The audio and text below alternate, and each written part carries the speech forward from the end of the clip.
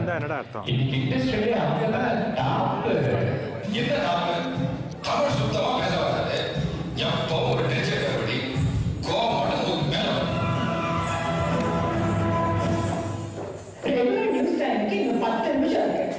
Why do you keep calling me again and again and torturing me? Radha, உன் கூட argue பண்ண time இல்லை.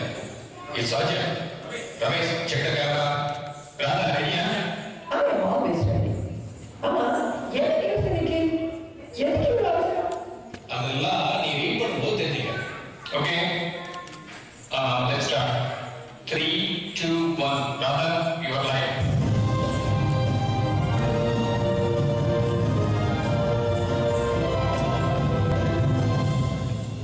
முன்னாடி போயிடு. வணக்கம். This is breaking news from Shivali. 7 நாட்களுக்கு முன் காணாமல் போன ஜெர்மன் அம்பாசிடர் பீட்டர் ஸ்னைடரினுடன் விருதுநகர் அருகே உள்ள சதுரகிரியில் ஒரு சித்தர்களின் குகை கண்டுபிடிக்கப்பட்டுள்ளது. இது குறித்து ஜெர்மன் சான்சலரும் இந்தியன் பிரைம் மினிஸ்டரும் மிகுந்த அதிர்ச்சியை தெரிவித்துள்ளனர். மிஸ்டர் பீட்டரினுடன் சதுரகிரியில் இருந்து சென்னை அப்போலோ ஹாஸ்பிட்டலுக்கு போஸ்ட்மார்ட்டம் கொண்டு வரப்பட்டுள்ளது. பீட்டர் மாயமாக மறைந்த தகவல் அறிந்து கடந்த 1 வார காலமாக சிபிஐ, இன்டர்போல், போலீஸ் மற்றும் பலரும் தேடி வந்தனர். சென்னையிலிருந்து பீட்டர் சதுரகிரி எப்படி சென்றார், எப்பொழுது சென்றார் என்பது மர்மமாக உள்ளது. நேயர்களே, வித் யோர் சப்போர்ட் சிவா டிவியும் இந்த இன்வெஸ்டிகேஷன்ல பார்ட்டிசிபேட் பண்ணலாம்னு இருக்கோம். உங்களுக்கு தெரிந்த தகவல்களை சோஷியல் மீடியா மூலமாக எங்களுக்கு உடனடியாக தெரிவிக்கலாம். ஸ்டாப். கமிஷன் போங்கப்பா. ராதா, என்னது இது? மார்க்கெட்டிங்ல அதெல்லாம் பேசிட்டு இருக்கீங்க. இது பாருங்க, பாஸ் கிட்ட ஆல்ரெடி டெக்ஸ்ட். பாஸ் விடுங்க Ramesh. You know my speciality. ஸ்கிரீன்ல ஓடுறத காப்பி கேட் மாதிரி படிக்கிறது எனக்கு பிடிக்காது. இது எவ்வளவு பெரிய விஷயம் தெரியுமா? ஒரு ஜெர்மன் அம்பாசிடர் 1 வாரமா காணோம். எல்லா டாப் ஏஜென்சியும் சர்ச் பண்ணிட்டு இருக்காங்க. ஆனா எங்கேயோ இருக்கு. What was the place again? சதுரகிரியில. அது ஒரு சித்தர்கள் குகைக்குள்ள பாடி கிடைச்சிருக்குன்னா there is really some mystery here. இத நாமளே சாப்பிடக்கூடாது. இந்த மாதிரி ஸ்டண்ட் எல்லாம் நம்ம சேனலுக்கு ரொம்ப முக்கியம். நல்ல ஸ்டண்ட் அடிச்ச போறாங்க. முதல்வரோட செக்ரட்டரியேட்ல இருந்து பிரதமரோட பிஎம்ஓ ஆபீஸ் வர அடுத்தடுத்து போன், இமெயில், எஸ்எம்எஸ். உன்னோட டிடெக்டிவ் ஆதான். ஆமா, லைவ் பிராட்காஸ்ட்ல நீங்க மட்டும் இன்வெஸ்டிகேட் பண்ணாத அடிச்சிட்டீங்க. பேர பண்ண போறோம். பாடினா அப்போலோ ஹாஸ்பிட்டல்ல இருக்கேன். Let's start from there.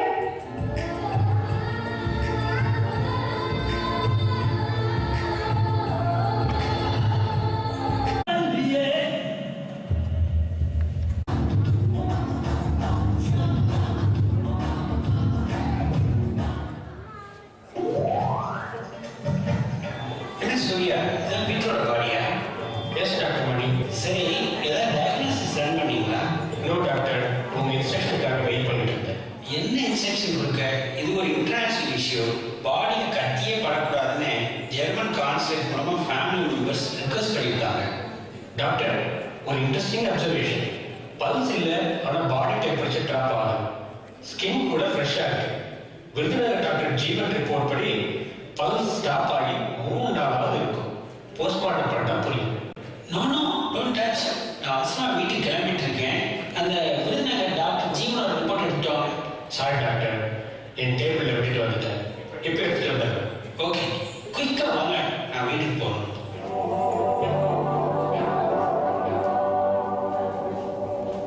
என்ன டாக்டர், போங்க. இல்லை டாக்டர், பாடி பத்திரம் பார்த்துக்கோங்க. இந்த லுக் தானே வேண்டாங்கிறது. இந்த பாடியோட எந்திரிச்சா போகுது. போங்கயா, போங்க.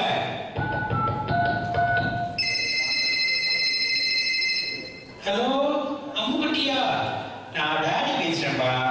நான் ஒரு அவசரமா கேஸ் டிலே ஆயிடுச்சு. நான் ஒரு half an hour வந்துடுறேன். செல்ல அம்மு, கோச்சுக்காதடா. No, I'm the chief doctor. Just a minute, அம்முக்குட்டி. யோ, நான் தான் பேசிட்டு இருக்கேன்ல, நீ அங்க போய் பாடியா. யோ, பேய் பேய், கோஸ்ட். ஐயா மருத்துவரே, ஐயா எழுதுங்க, பயப்படாதீங்க. ஐயோ, நீங்க சாலையா?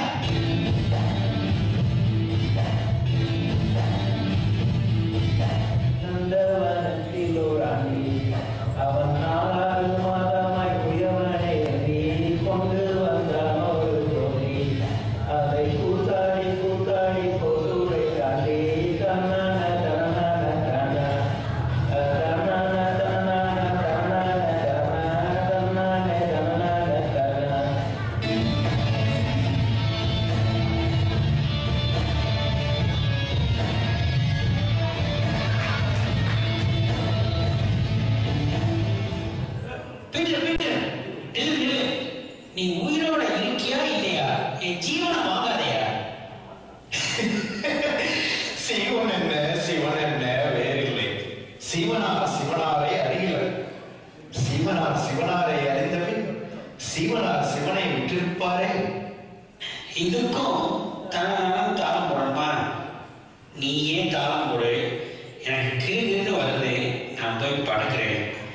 ஆனா நீ எங்கேயும் ஓடிடக்கூடாது, அப்புறம் பெரிய வம்பா போயிடும். இப்படியே தாளம் போட்டு. ஐயா, நான் சித்தர்களோடு சேரும் நேரம் வந்துவிட்டது. என் கடமையை நன்கு முடித்து இந்த உடல் பேணி உயிர் பேணியதன் உயர்வறிந்தேன். இனி நான் சித்தன் சிவனே என்று என் சிந்தையை உருப்படுத்தி வாழ உறுதி பூண்டேன். என்ன பூண்டோ வெங்காயமோ? என்ன சொல்ற? தமிழா ஜெர்மனா? கொஞ்சம் இங்கிலீஷ்ல பேசக்கூடாதா? நீ என்னதான் பண்ண போற? நான் தியானம் செய்து ஜோதியாக போகிறேன். ஆனா வெளியே போகக்கூடாது. சரி. அப்பாடா, ஐயோ, என்ன நடக்குது? நான் எப்ப வீட்டுக்கு போறது? இந்த போன டாக்டர் சூர்யா என்ன ஆனாரு?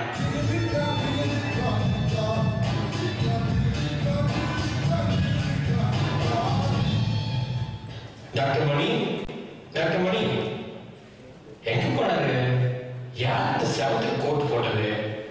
ஐயோ டாக்டர் மணி வந்துட்டியா? ஓ பேய். யோ, நான் தாயா டாக்டர் மணி. டாக்டர் என்னாச்சு? பீட்டர் எங்க? அவரு இங்கதான் உட்கார்ந்து தியானம் பண்றாரு.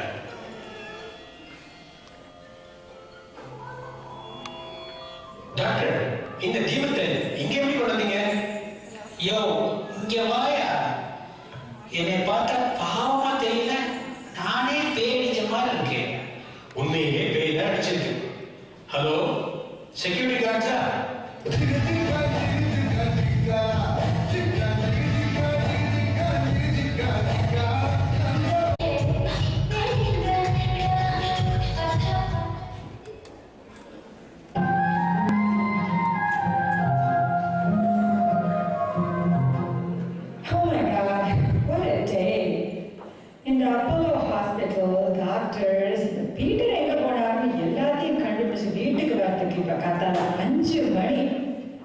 இந்த வேலைக்கு நேர காலமே கிடையாது. கொஞ்சம் கூட ஃப்ரீ டைமே கிடைக்க மாட்டேங்குது. எக்ஸசைஸ் பண்றதுக்கு கொஞ்சம் கூட மோட்டிவேஷனே இல்லை. வீக்கெண்ட்ல ஜிம்முக்கு போகலான்னா நல்லா தூங்கலாம் போல இருக்கு. இந்த விட்டமின்ஸ் ஆன்டிபாடியில தான் இந்த பாடியை மெயின்டைன் பண்ணிக்க வேண்டியிருக்கு இப்பெல்லாம்.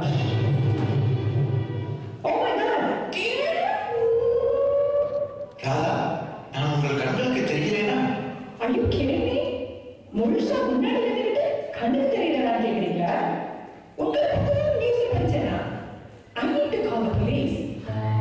அட, இப்பதானே காலை சார்ஜ் பண்ணேன். அதுக்கு ஃபோன் டெட் ஆயிடுச்சு. சித்தர் மோகன் சொன்னது சரிதான். What is this, Peter? ஏதாவது பிளாக் மேஜிக் கத்துக்கிட்டு எங்களை எல்லாம் சீட் பண்ணிட்டு இருக்கீங்களா?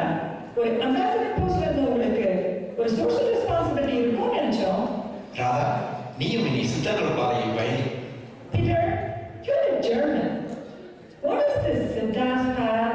The one weird about it, black magic. What happened to you? சித்தர்கள் யார்? சித்து வேலை செய்யும் மந்திரவாதிகளா? இரும்பை தங்கமாக்கும் தந்திரம் மிக்கவர்களா? பாதரசத்தை உட்கொள்ளும் மருத்துவர்களா? யார் இவர்கள்? இவர்களை அறிய வேண்டுமானால் இவர்களை போல் வாழ்ந்து பார்க்க வேண்டும். எழுத்துக்களாலும் சொற்பொழிவுகளாலும் அவர்களின் பெருமையை உணர முடியாது. வாழ்ந்து பார்த்தால் தான் அறிய முடியும். I've heard so many discourses like this. Is this one of them? அத்தனை உபதேசங்களும் நமது நன்மைக்காக சொல்லப்படுகின்றன. அதை மறுக்க முடியாது. ஆனால் சித்தர்கள் வாழ்க்கையில் ஒரு மிக முக்கியமான வித்தியாசம் உண்டு. What is that? அது இம்மார்டாலிட்டி என்ற சரீரத்தை அழியாமல் பேணுதல். Immortality? சாகாம இருக்கிறது? ராதா, இதை நான் சொன்னால் உபதேசமாகிவிடும். இன்று முதல் நீ ஒரு உறுதிப்படும். உன் சரீரத்தை காப்பாய் என்று. Absolutely. இப்பதான் என்னோட ஹெல்த்தை பத்தி பழகிட்டு இருந்தேன். I definitely want to take care of my health. Is there a medicine for this? சித்தர்கள் கூறுவார்கள், உணவே மருந்தா. அதாவது நாம் உட்கொள்வது நமது உடல் ஆரோக்கியத்திற்கு ஏற்ற மருந்தாக இருக்க வேண்டும் என்று ஆரோக்கியத்தை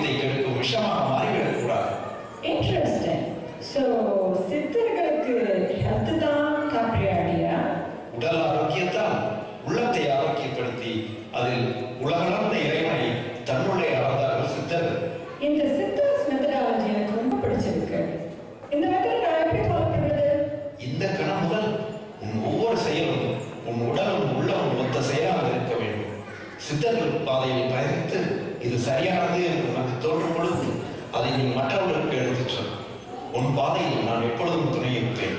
அப்ப நான் கண்டிப்பா இந்த சித்தர்கள் மெத்தடை ஃபாலோ பண்றதுக்கு முயற்சி பண்றேன். ஆமா, இந்த சித்தர்களோட பீரியட் தமிழ் ஹிஸ்டரியில எப்ப தொடங்கியது? தமிழ் தோன்றியதே சித்தர் அகத்தியரால் தான். அகத்தியரின் வரலாற்றில் ஒரு முக்கியமான நிகழ்ச்சியை பார்.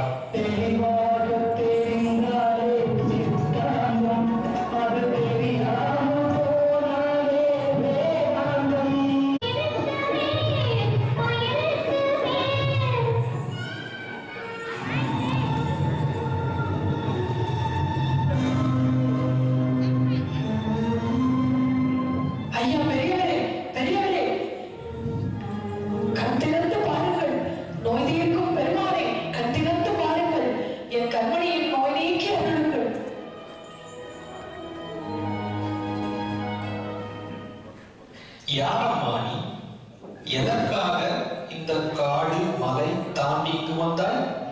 ஐயா, நான் பாண்டிய நாட்டின் பட்டத்தரசு. என் பெயர் மீனாட்சி. விஷமேறி நோய்வாய்ப்பட்டான் என் பாலகன் சுந்தரன். வேடர்கள் விரித்த வரையில் விழுந்து குருதி வழிந்து தவித்த யானையை தாங்கள் பிழைக்க வைத்ததாக காவலர்கள் கூறினர். எனவே இந்த சதுரகிரி மலையில் தங்களை தேடி வந்தேன். பெற்றவள் மன்றாடி கேட்கிறேன், என் குழந்தையை காப்பாற்றுங்கள் சுவாமி.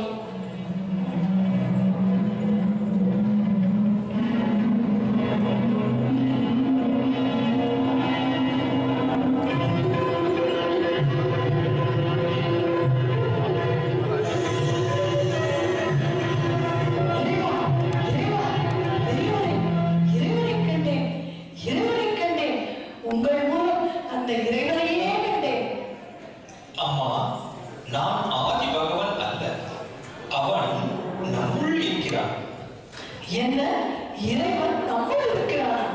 பாவகாரியங்கள் பல செய்யும் பாவிகளான நம்முள் பரமேஸ்வரன் இருப்பானா? அம்மா, சற்று முன்தானே என் மூலம் இறைவனை கண்டேன் என்றாய். ஒருவருக்கு ஒருவர் உதவி செய்து ஒருவரை ஒருவர் ஒன்றி வாழும் வகையில் இயற்கையை அமைத்து இறைவன் நம்முள்ளே இருக்கிறான். பின் நோய்வாய்ப்படுவது எதனால்? அரசியாரே, இயற்கையோடு ஒன்றியவர்கள் நாம். வாதம், பித்தம், கபம் என்று இந்த முப்பிணிகள் நம் உடலில் நாம் வாழும் சூழ்நிலைக்கு ஏற்ப சரியான அளவில் இருக்கும் பொழுது எந்த ஒரு நோயும் நம்மை நெருங்காது.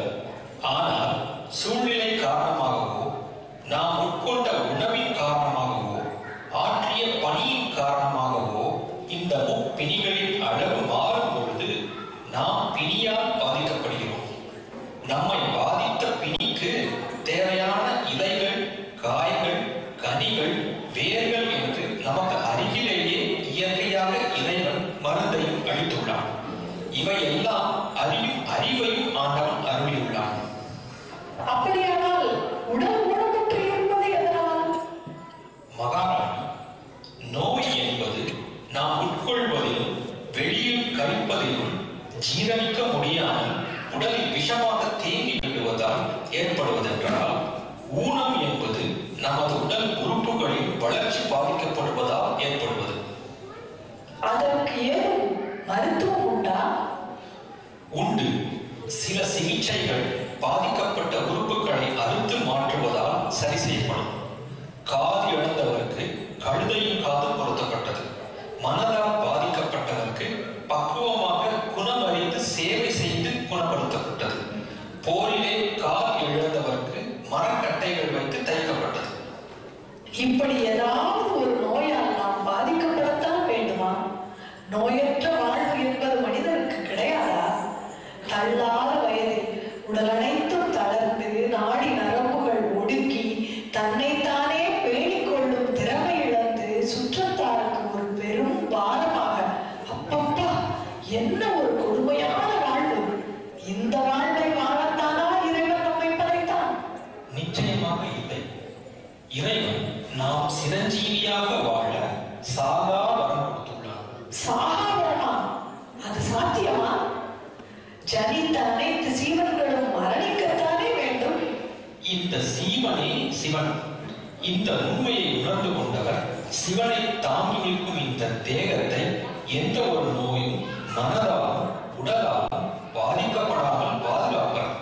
அப்படி சிவனை தன்னுள் தாங்கி நிற்பதை உணர்ந்து வாழ்பவர்களை சாவு நெருங்காது, அவர்களுக்கு மரணமும் கிடையாது.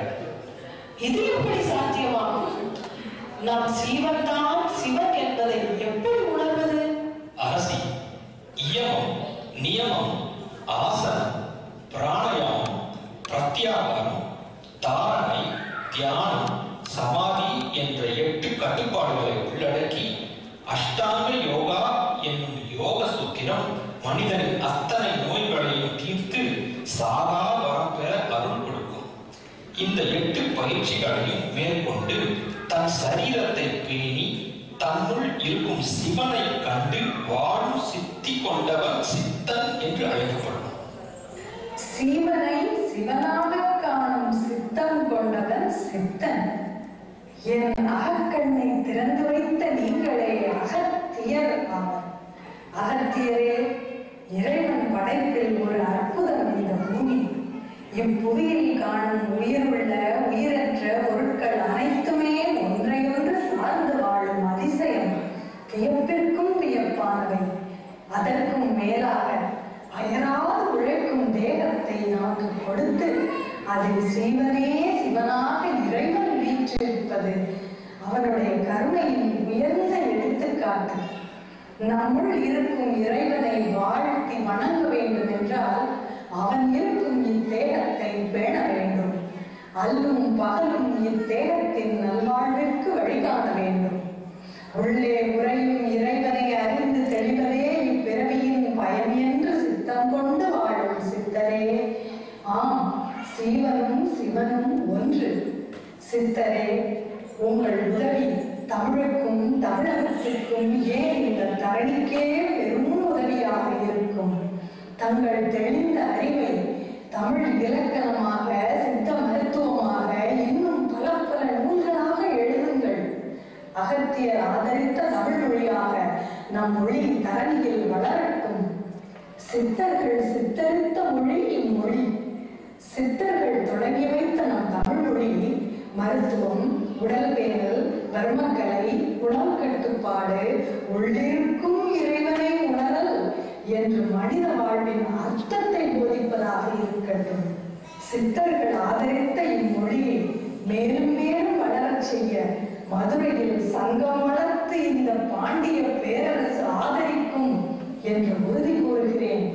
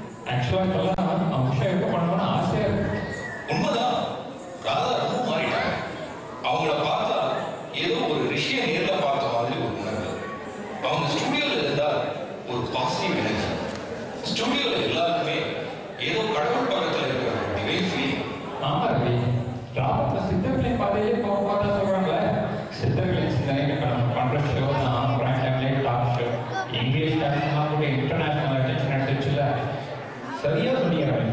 பீட்டர் வரைக்கு பிறகு நிறைய சித்தர்கள் பற்றி புத்தகங்கள், ஆராய்ச்சி கட்டுரைகள் வர ஆரம்பிச்சு. தமிழ்ல கோவையா பேச தெரியாத ராதாவை இந்த நிகழ்ச்சியை நல்லா நடத்திட்டு வராங்க. எல்லாம் சித்தமே. ரவி வராங்க. ரவி, நிகழ்ச்சி ஆரம்பிக்கலாமா? கண்டிப்பா. உங்களுடைய 2 கெஸ்டும் ரெடியா? ரமேஷ் ரெடியா? Okay. 3, 2, 1. Radha, you are live. வணக்கம் நேயர்களே.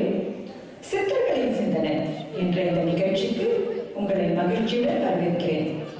சித்தர்கள் இருக்கிறார்களா என்ற இன்றைய சமுதாயத்தில் சித்தர்களைப் போல் நாமும் வாழ முடியுமா? இது பற்றி இந்த நிகழ்ச்சியில் நம்முடன் தங்களது கருத்துக்களை பகிர்ந்து கொள்ள 2 சிறப்பு விருந்தினர்கள் வந்துள்ளனர். முதலாவதாக நாம் அழைப்பது டாக்டர் மணி அவர்களை.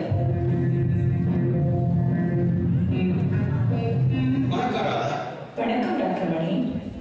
சதுரகிரியில் சித்தர்களின் குகைகள் கண்டுபிடிக்கப்பட்ட ஜெர்மன் அம்பாசிடர் திரு பீட்டர் ஸ்னைடர் உங்கள் முன் எழுந்து வந்தார்னு சொல்றீங்க.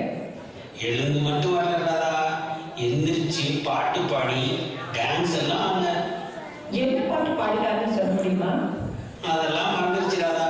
சூப்பர் சிங்கர்ல கூட அந்த பாட்டு கேட்கல. சரி, இறந்தவங்க உயிரோடு எழுந்து வர முடியுமா?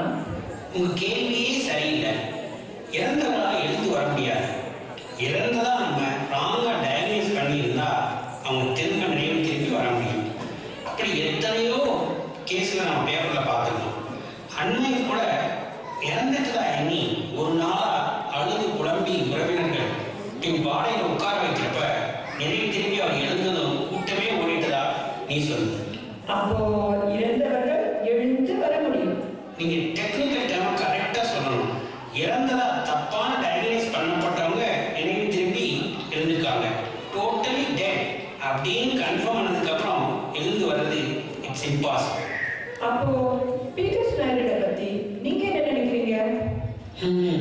இம்பாசிபிள் நான் நினைக்கிறது பாசிபிள் போல தெரியுது. It's a miracle. சித்தர்களின் சித்து வேலையை இப்ப நான் நிறைய படிக்கிறேன். நேயர்களே, இறந்தவர்கள் எழுந்து வருவது இம்பாசிபிள்னு டாக்டர் மணி சொல்றார். சித்தர்கள் சாகா தன்மையுடையவர்கள் என்று சித்தர்களின் இலக்கியங்கள் கூறுகின்றன.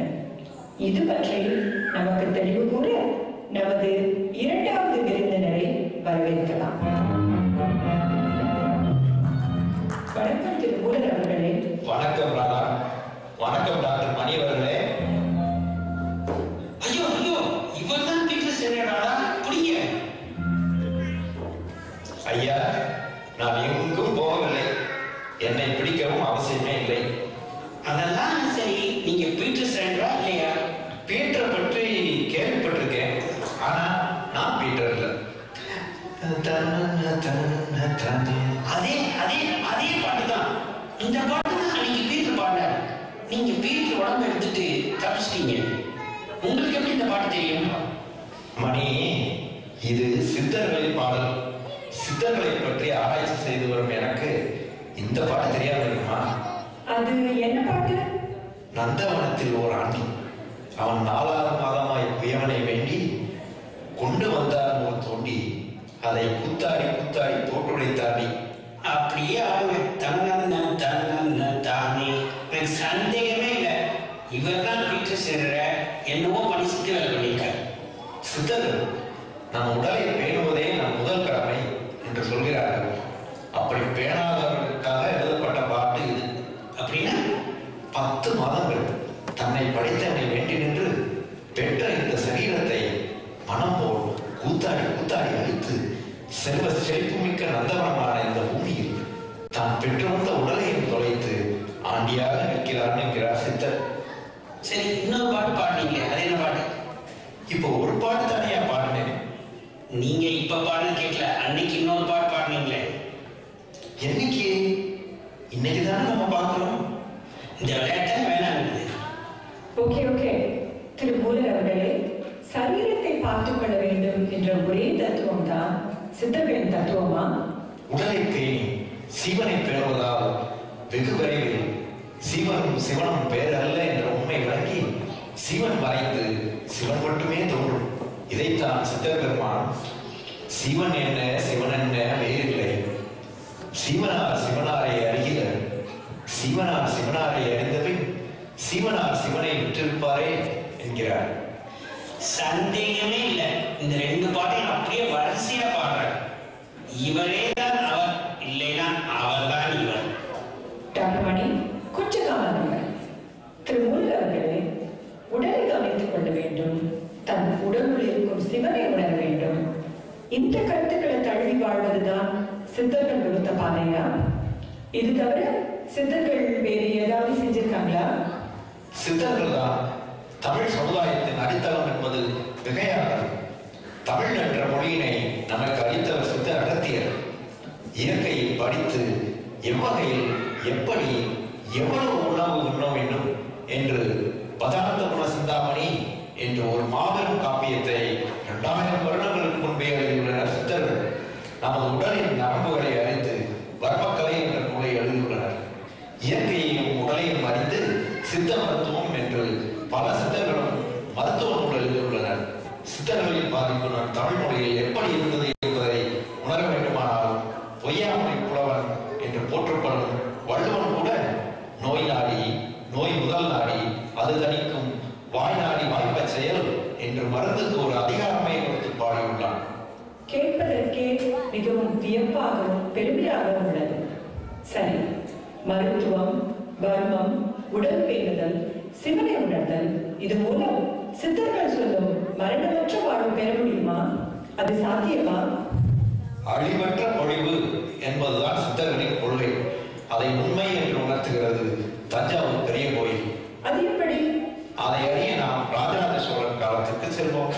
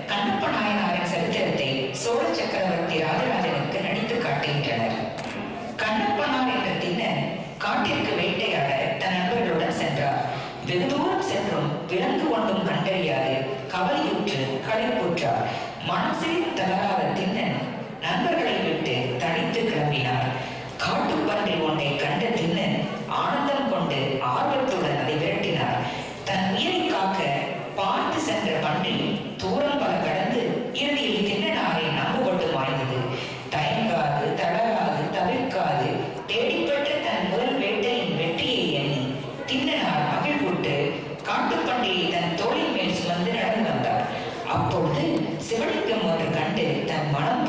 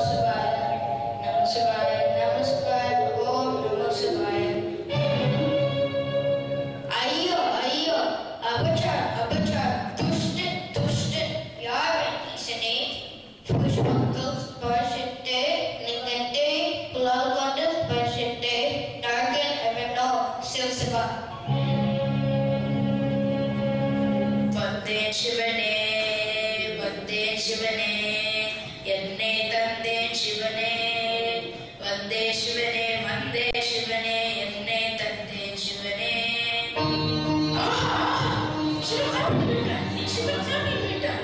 சிவனே சிவனே பசி தீர புஷித்தாயா காட்டப்பட்டு என் சுவை ஏதும் குறைவில்லையே. நான் கொடுத்து நீ சாப்பிட்டதுக்கு நன்றி சிவனே நன்றி. கண்களில் இருந்த ரத்தம் என்ன செய்வேன் என்ன செய்வேன். அதுதான் செய்வேன்.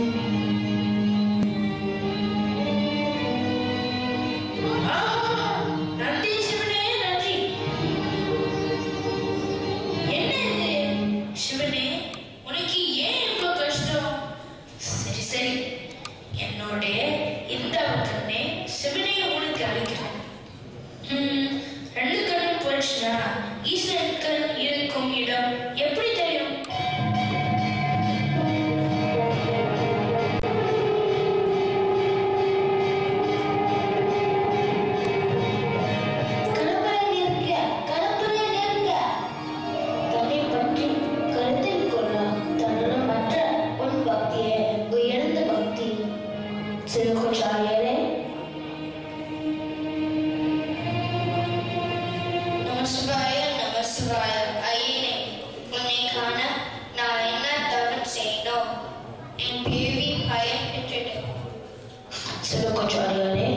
பிரித்து வைத்து பார்க்கும் மனதிற்கு மட்டுமே இன்பமும் துன்பமும் இரண்டாக தெரியும். பிறகு எல்லா பிரிவுக்கு இன்பம் ஒன்றே புலப்படும். கல்வி கேட்கலாம் கல்விதல்ல என்கிறோம். தூய்மையான உலகத்தால் மட்டுமே இந்த உண்மையை உணர முடியும். அதை நடத்தி காட்டே தின்னு நின்று பக்தி.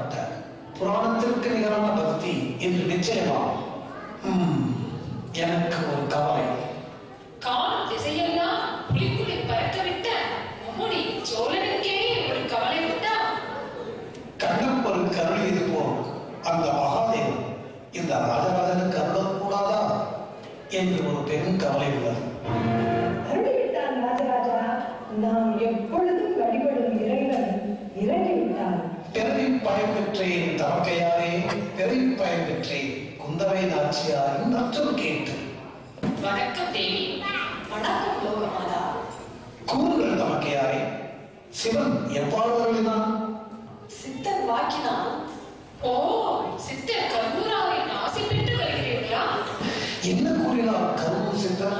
நம் தஞ்சையில் 3 பனைமர அளவிற்கு உயரமாக அதன் மேல் தன்னிடம் கீழே படாத வண்ணம் விமானம் அமைத்து கர்ப்ப கிரகத்தில் ஒரு மாபெரும் சிவலிங்கத்தை அமைக்கச் சொன்னார்.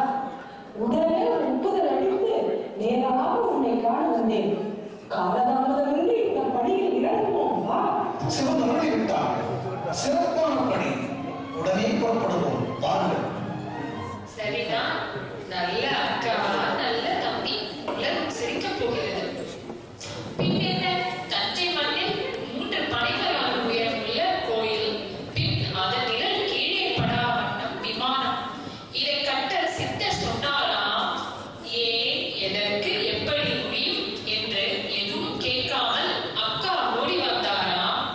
அவர் இங்கே தம்பியிடம் கூற, தம்பியும் எதை பற்றியும் கேட்காமல் கோயில் கட்ட புறப்பட்டு விட்டாராம். இப்படி ஒரு அக்காவும் தம்பியும் உலகில் இனி பிறக்கப் போவதில்லை. இதில் ஏதும் உலகரசியம் இல்லையே தேவி. ஏன் இல்லை? விமானத்தின் நிழல் கீழே பட வேண்டாம் என்றால் அதன் நிழல் கோபுரத்திலேயே விழ வேண்டும். எனவேதான் 3 பனைமர அளவிற்கு உயரத்தை உயர்த்துகிறீர்கள். இப்படி உயரமான கோபுரத்தை தாங்க அடித்தளம் ஆழமாக அமைய வேண்டும். காவேரி வளமிக்க சூழநாடு. சிறிது தோண்டினாலே நீரூற்று பொங்கும். எப்படி ஆழத்தை அதிகப்படுத்த முடியும்? முடியவே முடியாது. 3 பனைமர அளவு கோயில் கட்டுவது தஞ்சையில் சாத்தியமில்லை. சித்தர் கூறினால் உடனே ஒத்துக்கொள்வதா? அதை ஆராய்ந்து பார்ப்பதுதானே கொண்டவரின் கடமை. உங்கள் இருவரையும் பார்த்தால் எப்படிதான் இப்படிப்பட்ட பரந்த சோழ சாம்ராஜ்யம் உங்கள் கீழ் உள்ளது என்பது வியப்பாக உள்ளது. தேவி, பக்தி என்பது நம்பிக்கை அடித்தளத்தில் கொண்டது. எங்கு நம்பிக்கை என்ற அஸ்திவாரம் வலுவாக உள்ளதோ அங்கு பக்தி பரவசப்படும். கண்ணப்பரின் சரித்திரத்தை கேட்டாயின. கல்லான லிங்கத்தில் இருந்து எப்படி ரத்தம் கசிகிறது என்ற கேள்வியை கண்ணப்பர் கேட்கவில்லை. அல்லது தன் கண்ணை பறிக்கவா வேண்டாமா என்ற தயக்கமும் அவரிடம் எழவில்லை. அவரிடம் இருந்தது உண்மையான பக்தி. எனது தமக்கையாருக்கு சித்தர் கருவூரார் மீது மிகுந்த பக்தி உண்டு என்பதை நீ அறிவார். என் அக்கா மீது அளவுகந்த மதிப்பு நான் வைத்துள்ளேன் என்பதையும் நீ அறிவார். எந்த உள்ளத்தில் தூய்மையான பக்தி உள்ளதோ அங்கு கேள்வி எழும்புவதில்லை. சந்தேகம் என்று ஒன்று வந்தால்தானே கேள்வி என்று ஒன்று எழும்பும்.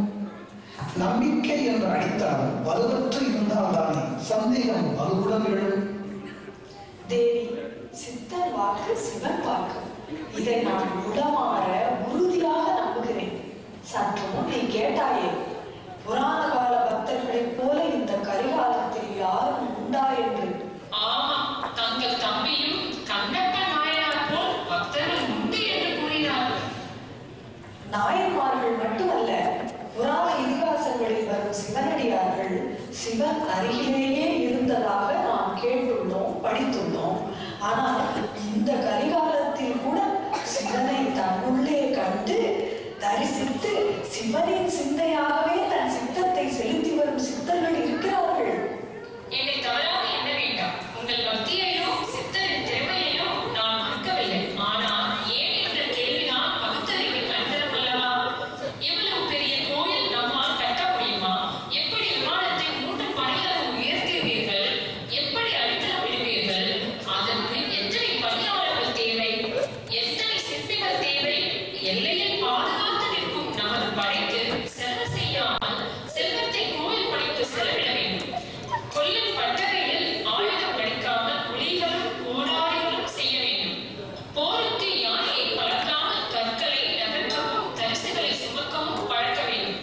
மண்ணை தோண்டவும் கல்லை உடைக்கவும் பல வேளையில் மக்கள் முழுகிவிடுவர். இப்படி கோயில் பணியில் ஈடுபட்டால் பகைவர்கள் எளிதில் படையெடுத்து நம்மை வெற்றி கொள்வர். இது எதற்கும் விளக்கம் கூறாமல் சித்தர் சொன்னார் என்றால் அந்த சித்தரா இதற்கு விளக்கம்? உண்மைதான், உண்மைதான். அந்த சித்தர் தான் இதற்கு விளக்கம். சரியாக சொன்னாய் தேவி. சித்தர்கள் யார்? தன் சரீரத்தை பேணி தன் சீவனையே சிவனாக காண்பவர்கள். சரீரத்தை பேணுதல் என்றால் சந்தனம், ஜவ்வாது, புகைகளால் நறுமணமூட்டும் பொருளாகவோ, பொன், வெள்ளி, ஆபரணங்களால் அழகூட்டும் பதுமைகளாகவோ, பட்டு, பருத்தி, ஆடைகளால் கவரும் பொம்மைகளாகவோ சித்தர்கள் தங்கள் சரீரத்தை பேணவில்லை. எங்கள் வாழ்வீச்சும் வீரத்தை பாருங்களோ, எங்கள் புஜத்தின் அழகை பாருங்கள் அகத்தின் அழகை புறத்தே கொண்டு வந்தனர் சித்தர்கள். நாணல் போல் தன் உடலை வளைக்கவும், நத்தை போல் ஒடுக்கவும், நாரை போல் நிலையாக நிற்கவும், ஆலம் போல் படரவும் ஆற்றல் பெற்றவர்கள் சித்தர்கள். இவைகளை அவர்கள் வரமாக தவமிருந்து பெற்றதல்ல. இவன் இல்லம் அல்லது அவனுக்கு அங்கு இல்லை என்று தன் உடலாகிய இல்லத்திலேயே இறைவன் குடிகொண்டுள்ளான் என்று உணர்ந்து, உடம்பை வளர்க்கும் உபாயம் அறிந்து, உடம்பை வளர்த்தேன் உயிர் வளர்த்தேன் என்று ஒவ்வொரு கணப்பொழுதும் சிவனை தன் சீவனாக கருதி, தன் உடலுள் உள்ள சிவனை பேணுவதே தன் பிறவியின் பயன் என்று கூறி உடலை அல்லும் பகலும் காத்து வந்தனர். சித்தர்களுக்கு ஒரு நினைவாலயம் வைத்தோம் என்றால் உலகமே வியக்கும் ஒரு கோயில். அந்த கோயில் எத்தனை படையாக வேண்டுமானாலும் உயர்ந்து நிற்கும் ஆற்றல் பெற்றது. சித்தர்களின் உடல் நீண்டு நிற்பது போல அந்த கோயில் ஆழமான அடித்தளத்தில் நிற்காவிடிலும் பரப்பான அடித்தளத்தில் திடமாக நிற்கும் ஆற்றல் பெற்றது. சித்தர்களின் திடமான நிலை போல அந்த கோயிலின் ஒவ்வொரு கல்லும் கருங்கற்களால் ஆனது. சித்தர்களின் தேவம் போல ஜீவாத்மா பரமாத்மா என்று நம்மை போன்ற சாதாரண மனிதர்களுக்குத்தான் நிஜம் நிழல் என்று இரண்டு வேறுபாடு உண்டு. சீவனையும் சிவனையும் ஒன்றாக்கி சீவன் அழிந்து சிவனை மட்டும் காணும் சித்தர்களுக்கு நிஜம் ஒன்றுதான், தவிர நிழல் கிடையாது. இது உண்மை என்றால் சித்தரை எண்ணி கட்டும் அவர் கோயிலின் நிழல் மண்ணில் படாது. இவை அனைத்திற்கும் மேலாக சித்தரின் தேவத்தை கோயில் வடிவில் வடித்து கோயிலின் உள் சென்றால் சித்தர்களின் உள்ளத்தில் கம்பீரமாக வீற்றிருக்கும் சிவனை போல பிரம்மாண்டமான லிங்கம் உள்ளே அமைய வேண்டும். ராஜராஜா, சித்தர் கருவூர் தேவரின் உள்ளத்தை இப்பொழுதுதான் உணர்ந்தேன். காலத்தால் அழியாத ஒரு மாபெரும் செல்வத்தை நீ தமிழகத்துக்கு தரப்போகிறாய். உலகமே பாராட்டும் வண்ணம் பிரம்மாண்டமான திடமான, இனி ஒரு நாள் இப்படி கட்ட முடியுமா என்று எவரும் வியக்கும் வகையில் ஒரு கோயிலை கட்டப் போகிறாய். இது கருங்கல்லால் கட்டப்பட்ட கோயில் என்றும் உள்ளே இருப்பவன் சிவன் என்றும் சாதாரண மக்கள் பிரித்து பார்ப்பர். ஆனால் நீ படித்ததே சித்தரின் வடிவத்தை தான் என்ற உண்மையையும், கோயிலாக சித்தரின் தேவமும் சிவனாக சித்தரின் சீவனும் எழுந்து நிற்கின்றது என்பதை சிலர் உணர்ந்து சித்தருக்கு மரியாதை செலுத்துவர். இங்கு நின்று உடனே கோயில் கட்டும் பணியை ஆரம்பி. என்னே ஒரு பாக்கியம், இப்படி ஒரு கோயில் எழுப்ப. என்னே ஒரு தீர்க்க தரிசனம் சித்தர் கருவூர் தேவருக்கு. என்னே ஒரு கருணை ஆண்டவனுக்கு. சித்தன் சிவன்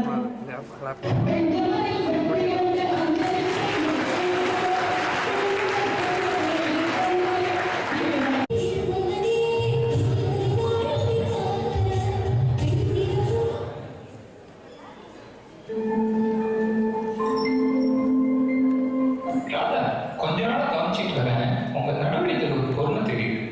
எது பண்ணாலும் அது நல்லா ஆழ்ந்து யோசிச்சு தெளிவா முடிவெடுக்கிறீங்க. பேசுறப்ப யாரையும் துன்புறுத்தாத வார்த்தைகளை யூஸ் பண்றீங்க. எல்லாருக்கும் ஹெல்ப் பண்றீங்க. எப்பவும் பிரிஸ்கா ஹெல்த்தியா இருக்கீங்க. கடவுள் பத்தியும் அதிகமான மாதிரி தெரியுது. எப்படி உங்களால மாற முடிஞ்சது? ரமேஷ், நான் சித்தர்களை பற்றி அறிய அறிய அவர்களின் பாதையில் இழுக்கப்பட்டேன். யான் பெற்ற இன்பம் பெருக இவ்வையகம் என்றார் சித்தர் திருமூலர். எனவேதான் எனக்கு சரி என்று பட்டதை மற்றவர்களுக்கும் உதவட்டும் என்றுதான் இந்த யோகா சாலையை ஆரம்பித்தேன். என்னுடைய பாதையில் மிகவும் உதவியவர் மூலதான். இது இறைவனின் சித்தம். தாதா, உங்ககிட்ட யோகா கற்றுக்கிறேன்னு நானும் வந்துட்டேன். நீங்களுமா? ஏன் நீங்க தான் சித்தராகுமா? நான் சித்தராகக்கூடாதா? சேச்சா, அப்படின்னு யார் சொன்னது? நீங்க தான் நீங்க என்ன சேச்சே சீச்சி கோயிலுக்கு சீச்சியா? என்கிட்ட விளையாடுறதுக்கே வருவீங்க போல இருக்கு. டாக்டர் மணி, உங்களுக்கு யோகா கற்றுக்கொள்ள ஆர்வமா? ராதா, நீங்களும் டிவியில சித்தர்கள் பாதைன்னு சொல்றீங்க. அது உங்களையே மாத்திடுச்சுன்னு சொல்றீங்க. எடுத்து வந்த மருந்துகள்லாம் நிறுத்திட்டு உடலாலும் உள்ளத்தாலும் ஆரோக்கியமா இருக்கேன்னு சொல்றீங்க. இதையெல்லாம் பார்த்து கேட்டா யாருக்கு தான் ட்ரை பண்ணக்கூடாதுன்னு தோணாது? ஆமா, உண்மைதான். இவங்க கூட ஒப்பனை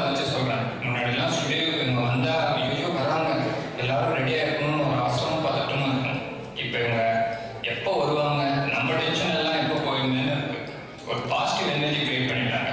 டைமென்ஷனல் சேஞ்ச். எல்லாம் அவன் செயல்.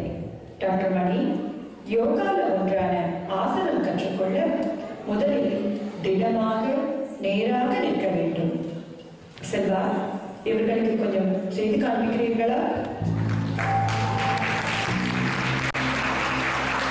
பாதங்களை முழுவதாக கரையில் பதித்து முட்டியை உள்நோக்கி மேலாக இழுத்து முதுகுத்தண்டை நேராக நிமிர்த்தி கைகளை காலறையில் வைத்து நேர்பார்வை பதித்து சீராக மூச்சு விட வேண்டும்.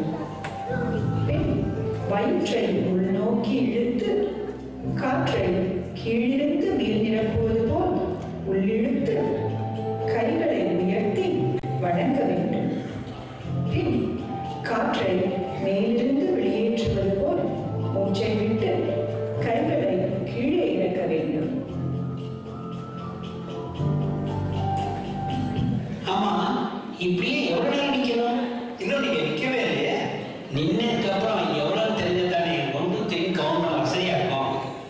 ஒரு நிமிஷம் செல்போனை மீட்ல போடலான்னு பார்க்கிறேன். இங்கேதான் சித்தர்கள் சொல்வதை அவசியம் கவனிக்க வேண்டும். என்ன சொன்னாங்க? இயமம் நியமம் இரண்டும் மனதார ஏற்றுக்கொண்ட பின் தான் ஆசனம் கற்க வேண்டும் என்று சித்தர்கள் சொல்கிறார்கள். அப்படின்னா இயமம் என்பது அசைவம் சாப்பிடாதிருத்தல், போதைப் பொருள்களை அருந்தாதிருத்தல், சிலரை உயர்த்தியும் சிலரை தாழ்த்தியும் எண்ணாதிருத்தல், இவை யோகாவின் முதல் படி. நியமம் என்பது வாக்கு தவறாமை. பிறருக்கு மனதார தானம் செய்யும் தூய உள்ளம், ஆண்டவனை எண்ணி எண்ணி அமைதி கொள்ளும் மனம், இவை இரண்டாவது படி. ஆசனம் என்ற மூன்றாவது படிக்கு செல்லும் முன் இயமம் நியமம் என்ற இரண்டு படிகளையும் கடக்க வேண்டும். அப்படி செய்தால் அகத்தாலும் புறத்தாலும் நம் மனம் பக்குவப்பட்டு அகமும் புறமும் ஒன்றுடன் ஒன்று ஒத்து ஆசனத்திற்கு ஏற்றவாறு நம் உடல் வளைந்து கொடுக்கும். 10 வரை எண்ணினேனா, செல்போனை ஆஃப் பண்ணினேனா என்று நம் மனமும் நம் உடலை விட்டு வேறு இடத்திற்கு செல்லாது. ஆசனத்திற்கு அடுத்து பிராணாயாமம், மூச்சு பயிற்சி. நிலையாக நிற்கவும் வளையவும் ஒடுங்கவும் உயரவும் என்று நாம் பண்ணும் ஆசனத்தால் நமது இறுக்கமான தசைகள் தளர்ந்து எலும்புகளின் மூட்டுகள் முழுமையாக திரும்ப மாற்றம் பெற்றுவிடும். பின் நாம் உள்ளிழுக்கும் மூச்சு, உள்ள அடக்கும் மூச்சு, பின் வெளியிடும் மூச்சு, வெளியடக்கும் மூச்சு என்ற அனைத்து பயிற்சிகளும் எளிதாகும். பிராணாயாமத்தின் பொழுது பத்மாசனத்தில் தான் அமர வேண்டும்.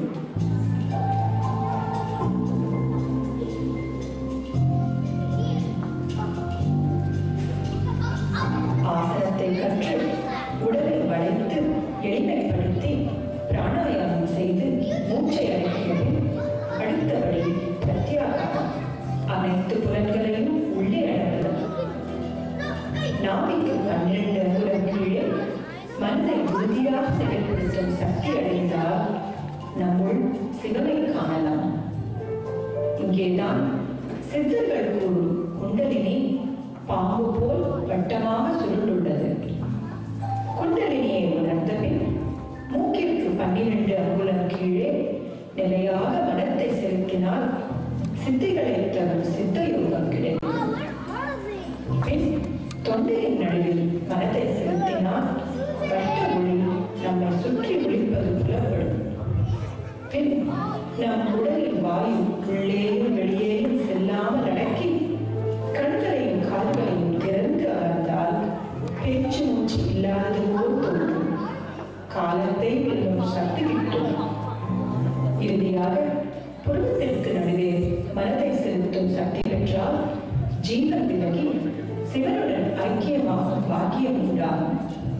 இப்போ உங்களுக்கு புரியும். யோகா என்ற நிலைக்கு முன் பலவற்றை கடைபிடிக்க வேண்டும் என்று சித்தர்கள் கூறுகின்றனர். புலன்களை பிரத்யாகத்தில் அடக்க கற்றுக்கொண்டு சிவனோடு ஐக்கியமானால் அடுத்ததாக தாரணை என்னும் மனதை ஒருப்படுத்துதல் நிலை. பிராணனை முழுமையாக அடக்க கற்றுக்கொண்டு புலனை அடக்கி மனதை உருவடிப்படுத்தினால் இம்மாற்றல் என்ற சாதாரண வேண்டும். உயிர் இல்லாதது போல இருக்கும், பிராணன் முழுவதும் அடங்கியது போல இருக்கும். ஆனால் சாவு நெருங்க எல்லாம் பீட்டர் தான் நீங்க. ஏயா இத்தனை விஷயத்தை உள்ள வச்சு மெடிக்கல் ஹிஸ்டரியே மாத்திட்டியே. நானும் எப்படிடா பாடி ஃப்ரெஷ்ஷா இருக்கு ஆனா பர்சன்லேன்னு பார்த்தேன். யோ மூளை, நீ பெரிய கில்லாடியா. Amazing amazing. சரி, அப்ப மூச்சு நல்லா அடக்க யோகத்தை முடியும்னு சொல்லுங்க. சரி சரி, ஆனா மெடிடேஷன் வரலையே. தாரணைக்கு பேர் மெடிடேஷன், அதாவது தியானம். தியானத்தில் சிவனோட ஐக்கியமாகும். தியானத்தில் ஈடுபடுபவர்களுக்கு இன்பம் துன்பம், பகல் இரவு, கோபம் சாந்தம் என்ற எந்த உணர்வும் இரண்டாக அல்ல, ஒரே ஒரு உணர்வாக மாறி ஜீவன் சிவன் என்றில்லாமல் ஜீவன் சிவனோடு கலக்கும். நம்மை நாமே இழந்து பல மணித்துளிகள் தியானத்தில் ஆழ்ந்து விடுவோம். ரொம்ப பயமுறுத்துறீங்களே, அவ்வளவுதானா? தியானத்தோட ஒருவர் சித்தராயிடலாமா? இறுதியாக உள்ள நிலை சமாதி நிலை. யோகா சொல்லித்தாங்கன்னா அதுக்குள்ளே சமாதி போயிட்டீங்களே. சமாதி என்றால் சமம் ஆதி, அதாவது ஆதி பகவனுடன் சமமாக இருத்தல். ஓ, அதுதான் சமாதியா? ஆமாம், சமாதியில் தன்னிலையை முற்றும் மறந்த நிலைக்கு செல்தல். நன்றாக யோசித்து பாருங்கள். புற உணர்வுகளையும் அக உணர்வுகளையும் கட்டுப்படுத்தி ஆசனத்தில் அமர்ந்து மூச்சை அடக்கி குண்டலினியை உயர்த்தி மனதை ஒருமைப்படுத்தி தியானித்து சமாதி நிலையை அடைந்து அஷ்டமா சித்திகளை பெற்றவர்கள் சித்தர்கள். பிராக்டிஸ் பண்றது கஷ்டம் தான், ஆனால் சித்தர்கள் செய்து காட்டியிருக்காங்க. என்னால் ஒத்துக்கவே முடியல. ஒரு பக்கம் சித்தர்களின் பாடலாம் உடலை பேணுன்னு சொல்றீங்க, இன்னொரு பக்கம் சித்தர்கள் மனதை அடக்கி தியானம் பண்றாங்கன்னு சொல்றீங்க. மெடிடேஷன் அப்படிங்கிறது சாதாரண விஷயத்தை போல இருக்கே. இலக்கியத்தில் உடலுக்கு பெயர் மெய், மெய்க்கு இன்னொரு விளக்கம் உண்மை. சித்தர்கள் அதற்கு தமிழ் எப்படி அழகாக கூறுகிறது பாருங்கள். இந்த உடல்தான் உண்மை.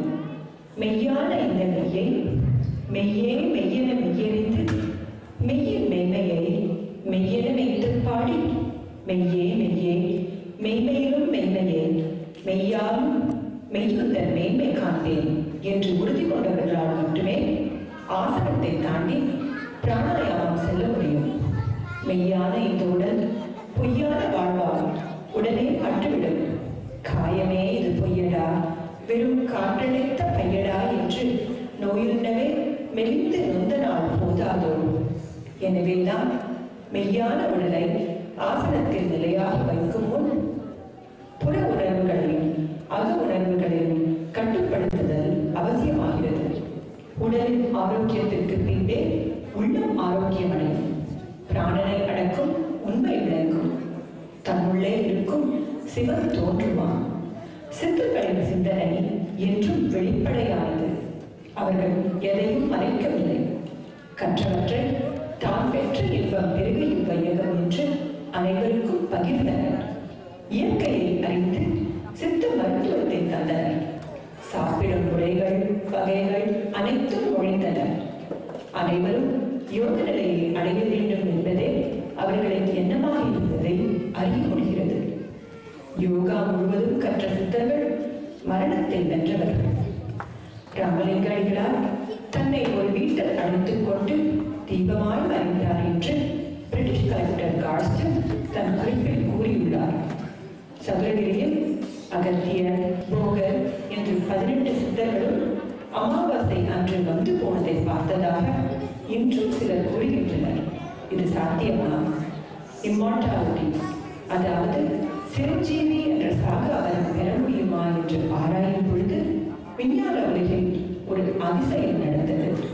1927 பிசிக்ஸ் தீர மேட்டருக்கு எதிராக ஆன்டி மேட்டர் உள்ளது என்று கண்டுபிடித்தார். அப்பொழுதுதான் விஞ்ஞான உலகமும் ஃபார்முலஸ் இன்விசிபிள் பாடியும் உள்ளது என்று ஒத்துக்கொண்டனர்.